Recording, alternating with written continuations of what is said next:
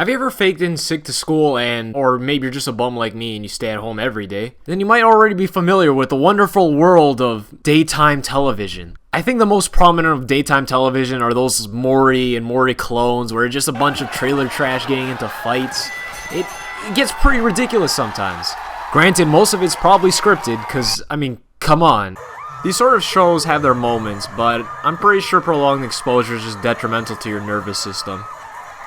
Funny thing is, most of the people that are around to watch this shit probably could just shave some money off their electricity bill by turning off the TV and watching their own domestic squabbles.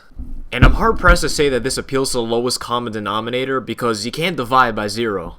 And then you got everybody's favorite, Dr. Oz. And if you don't know who Dr. Oz is, you know those hippies that think that their paleo diet is the only thing that's keeping this universe intact, and if they so much as eat a piece of non-whole wheat bread, Satan himself will rise to our plane of existence and destroy us all.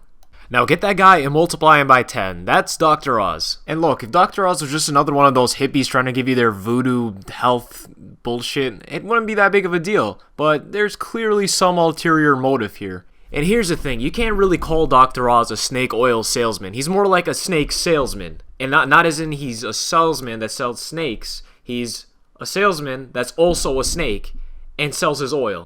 I don't know, I just think it's pretty scummy to use a bunch of middle-aged housewives' insecurities to sell a bunch of pills that'll magically make their husband stop cheating on them. Dr. Phil's not even a doctor, right? He's just a walrus with some fancy schooling.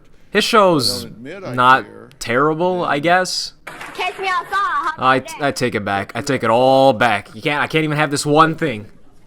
Steve Harvey, I don't even really have anything that bad to say about Steve Harvey, aside from the fact that he looks like a seasoned date rapist.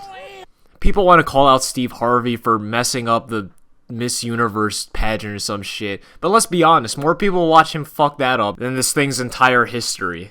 And last, I want to talk about Judge Judy, because this show just shouldn't exist, alright? You get a terrible concept like a courtroom, and then you make it somehow more boring because the charges are like, oh, your dog took a shit on my lawn. Yeah, who gives a flying fuck, alright? You don't need to go to court over this shit. It reminds me of Truck Simulator, because all the people that are actually doing this job don't want to do this job, but you're taking the liberty to actually go out of your way and watch this shit. Unless your lifelong dream was to be a fucking truck driver or some shitty television lawyer, I guess all the power to you then. But at the end of the day, who gives a shit? Because it's local television and their standards are basically non-existent. Well, anyway, thank you guys so much for watching. I wish you and your family the